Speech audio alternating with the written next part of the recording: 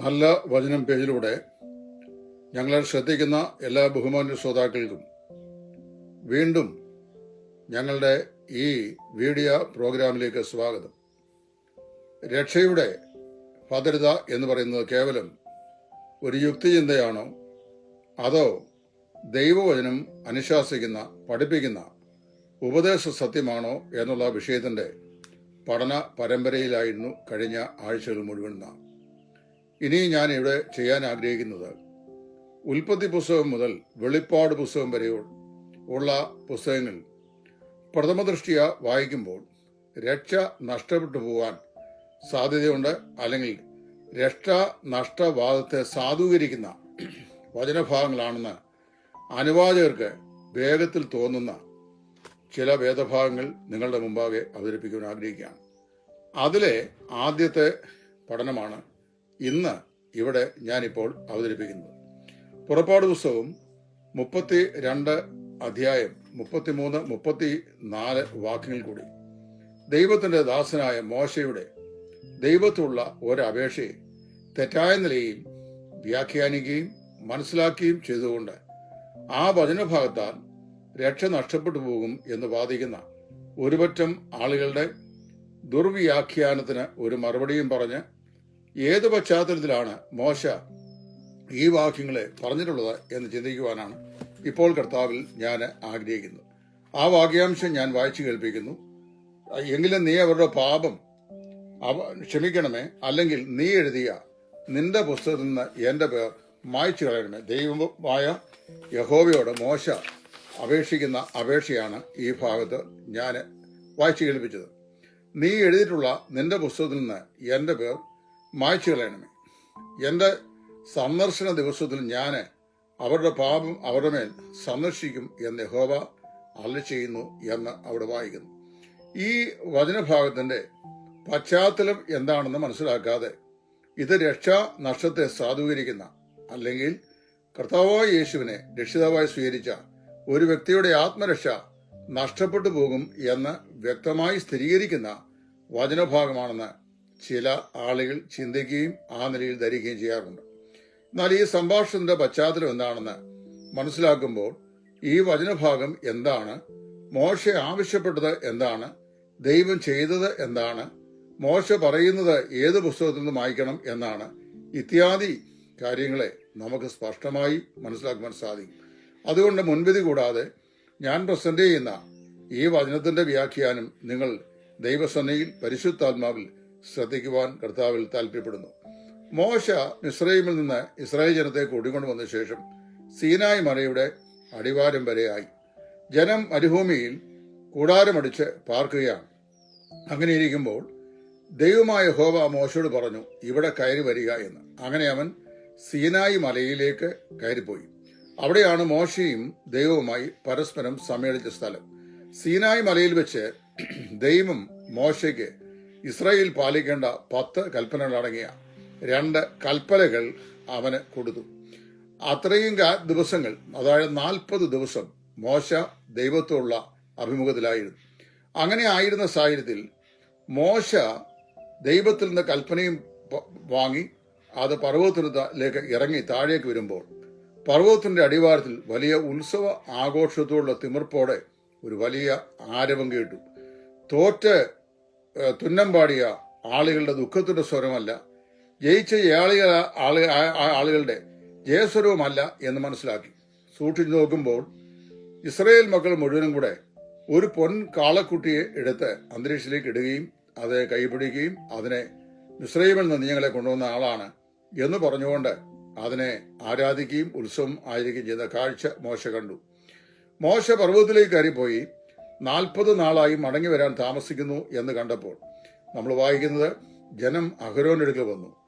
മിസ്രയീമിൽ നിന്ന് ഞങ്ങളെ കൂട്ടിക്കൊണ്ടുവന്ന മോശയ്ക്ക് എന്ത് ഭവിച്ചു എന്ന് ഞങ്ങൾക്ക് അറിയാൻ വയ്യ. അതുകൊണ്ടൊരു കാര്യം ചെയ്യണം, ഞങ്ങളുടെ മുമ്പാകെ നടക്കേണ്ടതിന് ഞങ്ങൾക്കൊരു ദേവനെ അല്ലെങ്കിൽ ദൈവത്തെ ഉണ്ടാക്കി തരണം എന്ന് പറഞ്ഞു. അങ്ങനെ അഹരോൻ അവരോട്, നിങ്ങളുടെ കാതിലെ കുണുക്കുകളും കഴുത്തിലെ ആഭരണങ്ങളും ഇവിടെ എന്റെ അടുക്കൽ കൊണ്ടുവരുവീൻ എന്ന് കൽപ്പിച്ചു. അവർ അത് കൊണ്ടുവന്നു. അപ്പോൾ അഹരോൻ തന്നെ അടുപ്പിലിട്ടു. ചുറ്റിക കൊണ്ട് ഒരു കാളക്കുട്ടിയെ അടിച്ച് വാർത്തുണ്ടാക്കി അതിനെ ജനത്തിന് കൊടുത്തു. ജനം ഇതിനെ ഇവിടെ ആരാധിക്കുന്ന വളരെ ദുഃഖകരമായ ഒരു വിഗ്രഹാരാധന രംഗമാണ് മോശ കൽപ്പനകളുമായി ഇറങ്ങി വരുമ്പോൾ കാണുന്നത്. അവൻ കൽപ്പനകൾ നിലത്തിട്ട് ഉടച്ചു കളഞ്ഞു എന്ന് മാത്രമല്ല, നമ്മൾ വായിക്കുന്നത് ഇവിടെ വെച്ച് ദൈവം മോശയോട് പറഞ്ഞു, ഞാൻ ജനത്തെ നിശ്ചയമായും കൊന്നിട്ട് നിന്നിൽ നിന്ന് ഞാൻ ഈ ജനത്തെ വർദ്ധിപ്പിക്കും. 6 ലക്ഷത്തോളം വരുന്ന പുരുഷ പ്രജകൾ മിസ്രൈമിൽ നിന്ന് പുറപ്പെട്ട ആളുകളെ ഒന്നാകെ ദൈവം കൊന്നൊടുക്കിയിട്ട് മോശയിൽ നിന്ന് ഇസ്രായേൽ ജനത്തെ പിന്നെ വർദ്ധിപ്പിക്കാം എന്നാണ് ദൈവം മോശയോട് പറഞ്ഞത്. അപ്പോൾ മോശ ദൈവത്തോട് പറയുകയാണ്, അങ്ങനെ ചെയ്യരുത്. ജനത്തിന്റെ പാപം അവരോട് ക്ഷമിക്കണം. അവർ ക്ഷമിക്കപ്പെടാൻ കഴിയാത്ത പാപമാണ്, വിഗ്രഹ ആരാധനയാണ് ചെയ്യുന്നത്. ജീവനുള്ള ദൈവത്തെ മറിച്ചു കളഞ്ഞിരിക്കുകയാണ് എന്ന് മോശയ്ക്ക് മനസ്സിലായി. എങ്കിലും ജനത്തിന്റെ പാപം ക്ഷമിക്കണമേ. അങ്ങനെ നീ ക്ഷമിക്കുന്നില്ല എങ്കിൽ നിന്റെ പുസ്തകത്തിൽ നിന്ന് എന്റെ പേർ മായ്ച്ചു കളണമേ, എന്ന് വെച്ചാൽ എന്നെ കൊല്ലണമേ എന്നാണ് മോശ ദൈവത്തോട് പ്രാർത്ഥിച്ചത്. 69 സങ്കീർത്തനം 28 വാക്യത്തിൽ ഈ സംഭവത്തിന്റെ ഒരു ഉദ്ധരണി ദാവീദ് രാജാവ് അവിടെ രേഖപ്പെടുത്തിയിട്ടുണ്ട്. അതും കൂടെ ഞാൻ വായിച്ച് ഇവിടെ കേൾപ്പിക്കാം. 69:28 അവിടെ ഇങ്ങനെ വായിക്കുന്നു, ജീവന്റെ പുസ്തകത്തിൽ നിന്ന് അവരെ മായ്ച്ചു കളയണമേ, നീതിമാന്മാരുടെ കൂടെ അവരെ എഴുതരുത്. ജീവന്റെ പുസ്തകത്തിൽ നിന്ന് അവരെ മായ്ച്ചു കളയണമേ, നീതിമാന്മാരുടെ കൂടെ അവരെ എഴുതരുത്. ഇതുകൂടാതെ യെശയ്യാവ് 4:4 ജീവനുള്ളവരുടെ കൂട്ടത്തിൽ പേരുള്ളവരെ കുറിച്ചൊരു പരാമർശം നമ്മൾ വായിക്കുന്നുണ്ട്. ദാനിയേൽ 12:1 പുസ്തകത്തിൽ എഴുതി കാണുന്നവരെ കുറിച്ച് ഒരു പ്രസ്താവന നാം വായിക്കുന്നു. ഈ 2 ഭാഗത്ത് കാണപ്പെടുന്ന പുസ്തകവും ലോകത്തിൽ ആ കാലഘട്ടങ്ങളിൽ ജീവിച്ചിരുന്ന ആളുകളുടെ പേരുകൾ രേഖപ്പെടുത്തിയിട്ടുള്ള പുസ്തകങ്ങളാണെന്ന് ഗ്രഹിക്കുവാൻ പ്രയാസമില്ല. 69 സങ്കീർത്തനത്തിന്റെ 28 വാക്യവും അന്ന് ലോകത്തിൽ ജീവിച്ചിരിക്കുന്ന ആളുകളുടെ പേരിനെ സംബന്ധിച്ചുള്ള പരാമർശമാണ്. ജീവപുസ്തകത്തിൽ നിന്ന് എന്റെ പേർ മായ്ച്ചു കളണമേ എന്നതിന് ഇംഗ്ലീഷ് ബൈബിൾ എഴുതിക്കുന്നത് ബുക്ക് ഓഫ് ദ ലിവിംഗ്, ജീവിച്ചിരിക്കുന്നവരുടെ പുസ്തകം അല്ലെങ്കിൽ ജീവനുള്ളവരുടെ പുസ്തകം എന്നാണ്. അപ്പോൾ there is a vast difference between book of life and book of the living. ജീവനുള്ളവരുടെ പുസ്തകവും ജീവപുസ്തകവും തമ്മിൽ വ്യത്യാസമുണ്ട്. ജീവപുസ്തകം മാനസാന്തരപ്പെട്ട് രക്ഷാനിർണയം പ്രാപിച്ച ദൈവമക്കളുടെ പേരുകൾ എഴുതിയ പുസ്തകമാണ്. അതിനെ ബുക്ക് ഓഫ് ലൈഫ് എന്ന് പറയുന്നു. അതിൽ പേരിടുന്നത് വേറെ ആരുമല്ല, സ്വർഗത്തിലെ ദൈവം തന്നെയാണ്. അല്ലാതെ നമ്മളാരുമല്ല അതിൽ പേര് എഴുതുന്നത് എന്ന് പ്രത്യേകം നമ്മൾ മനസ്സിലാക്കണം. എന്നാൽ ഇവിടെ മനസ്സിലാക്കേണ്ട മറ്റൊരു കാര്യം, ഈ ജീവനുള്ളവരുടെ പുസ്തകം അല്ലെങ്കിൽ ബുക്ക് ഓഫ് ദ ലിവിംഗ് എന്ന് പറയുന്നത് ജീവപുസ്തകത്തിൽ തികച്ചും വ്യത്യസ്തമാണ്. ഭൂമിയിൽ ഒരു ശിശു ജനിക്കുമ്പോൾ നമ്മുടെ ബന്ധപ്പെട്ട പഞ്ചായത്തിൽ, മുനിസിപ്പാലിറ്റിയിൽ, കോർപ്പറേഷനിൽ ആ ശിശു ജനിച്ചതായി അവർ ഒരു ബുക്കിൽ എഴുതും. അതിനെ ജനന വിവര പട്ടികയുടെ പുസ്തകം എന്നാണ് അറിയപ്പെടുന്നത്. ആ പുസ്തകത്തിൽ നിന്നാണ് പിന്നീട് ഒന്നുകിൽ പഞ്ചായത്ത് അല്ലെങ്കിൽ മുനിസിപ്പാലിറ്റി അല്ലെങ്കിൽ കോർപ്പറേഷനിൽ നിന്ന് നാം ജനന സർട്ടിഫിക്കറ്റ് ഒബ്റ്റെയിൻ ചെയ്യുന്നത്. ആ വ്യക്തി മരിച്ചു കഴിയുമ്പോൾ മരിച്ചവരുടെ പേരിടുന്നൊരു പുസ്തകമുണ്ട്. അതിനെ മരണനിര പട്ടിക എന്നാണ് അറിയുന്നത്. അപ്പോൾ ജനനനിര പട്ടികയിൽ നിന്ന് അവരുടെ പേര് കിട്ടുന്നു, മരിച്ചവർ ലിസ്റ്റിൽ അവരുടെ പേര് എഴുതുന്നു. ഒരു കനേഷുമാരി പുസ്തകം എന്ന് വേണേൽ പറയാം. ഇതുപോലൊരു പുസ്തകം സ്വർഗത്തിലും ദൈവസേനയിലും ഉണ്ടെന്നാണ് നമുക്ക് മനസ്സിലാക്കുവാൻ സാധിക്കുന്നത്. 69 സങ്കീർത്തനം 28 വാക്യം അങ്ങനെയുള്ള ഒരു ജനന പ്രക്രിയയിലൂടെ ലോകത്തിൽ രംഗപ്രവേശനം ചെയ്ത ആളുകളുടെ പേരുകൾ എഴുതപ്പെട്ടുള്ള പുസ്തകമായിട്ടാണ് മനസ്സിലാക്കാൻ സാധിക്കുന്നത്. സ്വർഗത്തിൽ ഒരു പുസ്തകം മാത്രമേ ഉള്ളൂവെന്നും അത് ജീവപുസ്തകമാണെന്നും തെറ്റിദ്ധരിക്കുന്നതിന്റെ ഫലമായി ഉണ്ടാകുന്ന മറ്റൊരു അബദ്ധ ചിന്തയാണ് ഈ പറഞ്ഞ വ്യാഖ്യാനം. സ്വർഗത്തിൽ ധാരാളം പുസ്തകങ്ങളുണ്ട്.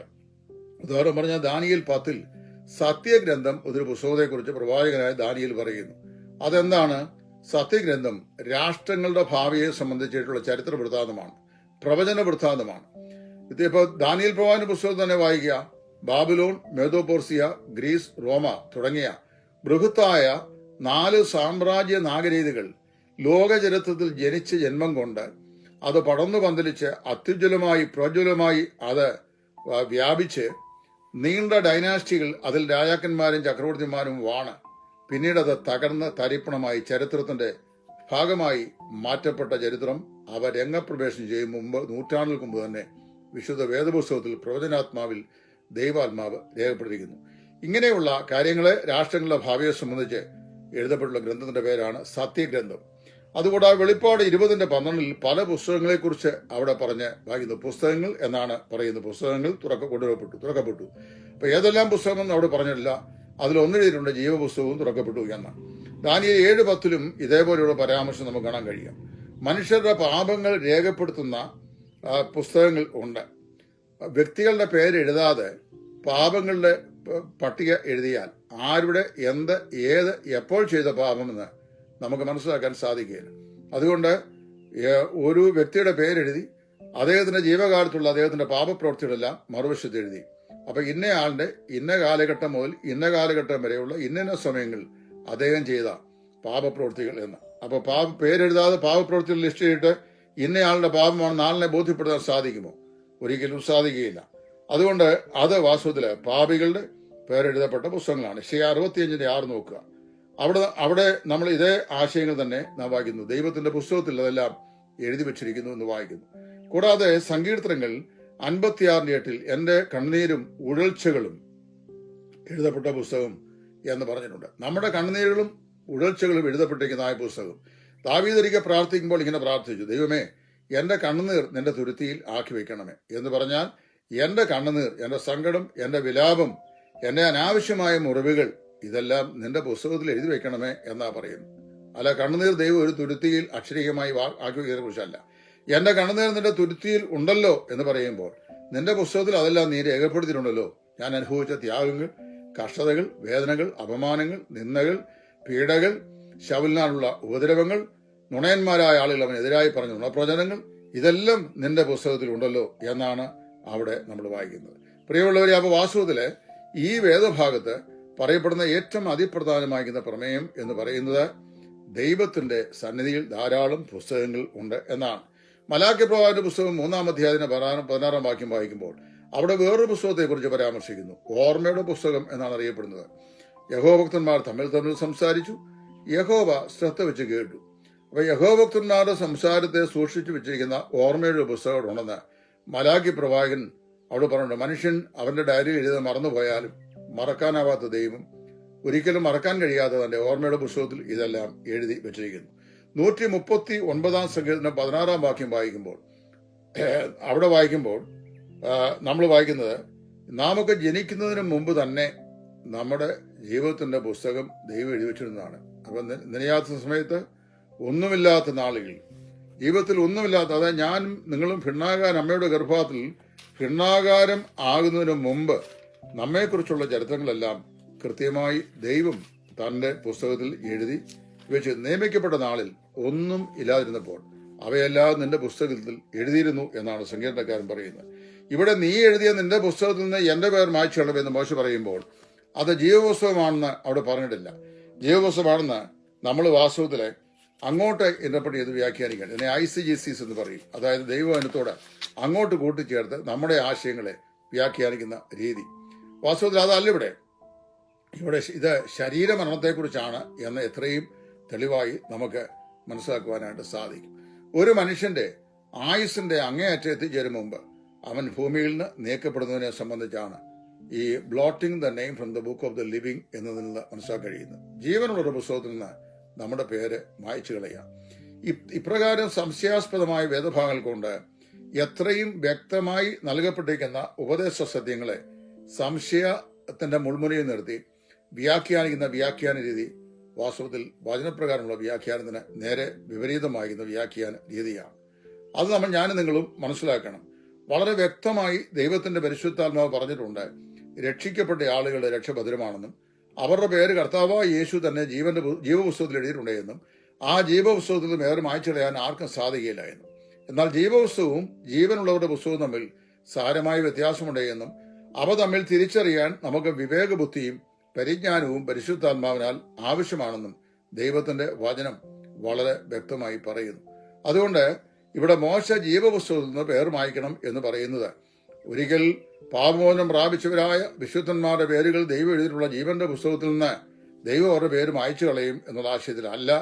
ഈ പ്രത്യേകമായ സാഹചര്യത്തിൽ തന്നെ പ്രാണനെ അങ്ങെടുത്തു കൊള്ളണമേ എന്നാണ് മോശ പ്രാർത്ഥിച്ചത്. അപ്രകാരം പ്രാർത്ഥിച്ച പല ആളുകളുണ്ട് ബൈബിൾ. ഏലിയാവർക്ക് പ്രാർത്ഥിച്ചു, ഇപ്പോൾ മതി യഹോവേ എന്റെ പ്രാണനെ എടുത്തുകൊള്ളെന്ന് പറഞ്ഞു കഴിഞ്ഞാൽ എന്റെ ജീവനെ മാറ്റിക്കളണമേ, ഹനിച്ചു കളമേ എന്നാണ് വായിക്കുന്നത്. മറ്റൊരു കാര്യം ഇവിടെ പറയാനായിട്ടുള്ളത്, പഴയ നിയമത്തിലെ വാസ്തവത്തിൽ കാണുന്നത് പ്രവൃത്തിയാലുള്ള നീതീകരണമാണ്. അത് ഇത് ചെയ്യുന്നവൻ അതിനാൽ നീതിരിക്കപ്പെടുമെന്ന്. യഹസ്കേൽ 18:21 മുതൽ 24 വാക്യങ്ങൾ അതിന് ഉപോദ്ബലവുമായ വാക്യങ്ങളാണ്. പുതിയ നിയമത്തിൽ പ്രവൃത്തിയാൽ നീതീകരണമല്ല, വിശ്വാസമുള്ള നീതീകരണമാണ് പ്രധാനപ്പെട്ട വിഷയമായി കഴിയുന്നത്. ഭൂമിയിൽ ഭൗതിക ജീവിതത്തിൽ നീതിയോടെ ജീവിക്കുകയും നീതി പ്രവർത്തിക്കുകയും ചെയ്യുന്ന ആളുകൾക്ക് ഭൗതിക നന്മയും ദീർഘായുസ്സും പഴയ മുതൽ വാഗ്ദം ചെയ്തിരിക്കുന്നു. എന്നാൽ നീതികേട് പ്രവർത്തിക്കുകയും തിന്മ ചെയ്യുകയും ചെയ്യുന്ന ആളുകൾക്ക് ആയുസ്സിന്റെ മധ്യത്തിൽ വെച്ച് അവർ കഴിഞ്ഞു പോകുന്നു, അല്ലെങ്കിൽ അവരുടെ ആയുസ് നഷ്ടമായി പോകുന്നു എന്നും പഴയമത്തിൽ നമുക്ക് മനസ്സിലാക്കാൻ കഴിയുന്നുണ്ട്. അപ്പം മോശയും പാപം ചെയ്തവരുടെ കാര്യം ഈ പ്രകാരമാണ് മോശയെ സംബന്ധിച്ച് മോശ ആവശ്യപ്പെടുന്നതും മോശയോട് ദൈവം പറയുന്നത്. മോശ പറയുകയാണ്, ഈ ജനം പാപം ചെയ്യുന്നു, അവരോട് നീ മനസ്സറിയണം, കരുണ കാണിക്കണം, അവരെ കൊല്ലരുത്, എന്നാൽ അവർക്ക് പകരമായി എന്ത് ചെയ്യണം, എന്നെ അങ്ങ് എടുത്തുകൊള്ളണം എന്നാണ് പറയുന്നത്. അതുകൊണ്ട് ജീവിച്ചിരിക്കുന്നവരുടെ പുസ്തകം എന്ന് സംശയരഹിതമായി നമുക്കിവിടെ മനസ്സിലാക്കാൻ കഴിയും. മിസ്രയീമിൽ നിന്ന് പുറപ്പെട്ടവരായി 6 ലക്ഷത്തിൽ പരം ആളുകൾ, പുരുഷന്മാർ 20 വയസ്സിന് മേൽ പ്രായമുള്ളവരായി യുദ്ധാഭ്യാസമുള്ളവരായി എണ്ണപ്പെട്ടവരിൽ എല്ലാവരുടെയും പേരുകൾ ജീവിച്ചിരിക്കുന്നവരുടെ പുസ്തകത്തിലുണ്ട്. ആ കാനേഷിമാർ ഈ പുസ്തകത്തിൽ നിന്ന് തന്റെ പേരങ്ങ് മാറ്റണം എന്ന് പറഞ്ഞാൽ ഈ ജനനിമിത്തം എനിക്ക് മുമ്പോട്ട് ജീവിക്കാൻ ആഗ്രഹമില്ല എന്ന് ദൈവസന്നിധിയിൽ മോശ പറയുന്ന വാക്കുകളാണ് ഇതിന്റെ പിന്നിലെ ചരിത്രം. അല്ലാതെ ജീവപുസ്തകത്തിൽ നിന്ന് ഒരു രക്ഷിക്കപ്പെട്ട ദൈവത്തിന്റെ പേര് മാറ്റിക്കളയണം എന്നുള്ളതല്ല. ഇത് കേൾക്കുമ്പോൾ ചില ആളുകൾ വെളിപ്പാട് പുസ്തകത്തിൽ പറയപ്പെടുന്ന ചില പരാമർശങ്ങളുമായി ചൂണ്ടിക്കാണിച്ചു മുമ്പോട്ട് വരാൻ സാധ്യതയുണ്ട്. ഞാൻ ആ ഭാഗത്ത് വരുന്നുണ്ട്. അതായത് ഈ ഇങ്ങനെ അങ്ങോട്ട് പഴയ നിയമ പുസ്തകങ്ങളിൽ നിരവധി ഭാഗങ്ങളിൽ പറയപ്പെട്ടിരിക്കുന്ന രക്ഷയുടെ നഷ്ടത്തെ സംബന്ധിച്ച് ഉദ്ബോധിപ്പിക്കുന്ന വാക്യങ്ങളും വെളിപ്പാട് പുസ്തകം വരെയുള്ള പുസ്തകങ്ങളിലെ വാക്യങ്ങളും ദൈവം വെച്ചാൽ തുടർ ദിവസങ്ങളിൽ തുടർമാനമായി ഇവിടെ ഞാൻ ചർച്ച ചെയ്യുന്നതാണ്. ദൈവം നിങ്ങളെ ഏവരെയും സഹായിക്കട്ടെ. വ്യക്തതയുള്ള ഒരു ഉപദേശത്തെ അവ്യക്തമാകുന്ന വാക്കുകൾ കൊണ്ട് സംശയിച്ചല്ല ഉപദേശം സ്ഥാപിക്കേണ്ടത്. മറിച്ച് വ്യക്തമായ ഉപദേശ വാക്യങ്ങളെ വ്യക്തമായ അടിസ്ഥാനം തന്നെ ഞാനും നിങ്ങളും മനസ്സിലാക്കി അതിന് പ്രകാരം നമ്മൾ ജീവിപ്പാൻ തയ്യാറാകണം. രക്ഷിക്കപ്പെട്ടവരുടെ രക്ഷ യാതൊരു കാരണവശാലും ഇടമുറിയുന്നില്ല, നഷ്ടപ്പെടുന്നില്ല, ദൈവം അവരെ നീക്കിക്കളയുന്നില്ല. നമുക്കതിൽ നിന്ന് നമ്മുടെ പേരിൽ മായ്ക്കാനും സാധിക്കത്തില്ല എന്ന് എത്രയും തെളിവായി ദൈവത്തിന്റെ വചനം നമ്മെ ഉദ്ബോധിപ്പിക്കുന്നു. അത് ഗ്രഹിക്കുവാൻ നമുക്ക് പ്രാർത്ഥനയും പരിശുദ്ധാത്മാവിന്റെ കൃപയും വളരെ ആവശ്യമാണ്. അത് ലഭിക്കുമ്പോൾ നിശ്ചയമായും നാം അത് മനസ്സിലാക്കും. അടുത്ത എപ്പിസോഡിൽ ബാക്കി കാര്യങ്ങൾ പറയുന്നതാണ്. ദൈവം എവരെയും സഹായിക്കട്ടെ.